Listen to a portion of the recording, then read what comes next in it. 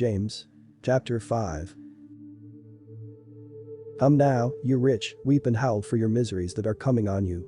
Your riches are corrupted, and your garments are moth-eaten. Your gold and your silver are corroded, and their corrosion will be for a testimony against you, and will eat your flesh like fire.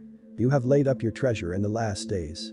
Behold, the wages of the laborers who mowed your fields, which you have kept back by fraud, cry out, and the cries of those who reaped have entered into the ears of the Lord of Armies. You have lived in luxury on the earth and taken your pleasure. You have nourished your hearts as in a day of slaughter. You have condemned and you have murdered the righteous one. He doesn't resist you. Be patient therefore, brothers, until the coming of the Lord.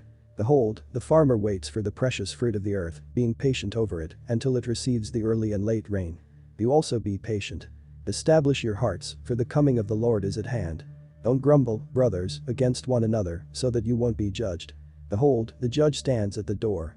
Take, brothers, for an example of suffering and of perseverance, the prophets who spoke in the name of the Lord. Behold, we call them blessed who endured. You have heard of the perseverance of Job, and have seen the Lord in the outcome, and how the Lord is full of compassion and mercy. But above all things, my brothers, don't swear. Not by heaven, or by the earth, or by any other oath, but let your yes be yes, and your no, no, so that you don't fall into hypocrisy. Is any among you suffering? Let him pray. Is any cheerful? Let him sing praises. Is any among you sick? Let him call for the elders of the assembly and let them pray over him, anointing him with oil in the name of the Lord, and the prayer of faith will heal him who is sick, and the Lord will raise him up. If he has committed sins, he will be forgiven. Confess your offenses to one another and pray for one another, that you may be healed.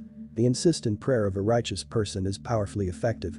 Elijah was a man with a nature like ours, and he prayed earnestly that it might not rain, and it didn't rain on the earth for 3 years and 6 months. He prayed again and the sky gave rain, and the earth produced its fruit. Brothers, if any among you wanders from the truth, and someone turns him back, let him know that he who turns a sinner from the error of his way will save a soul from death and will cover a multitude of sins.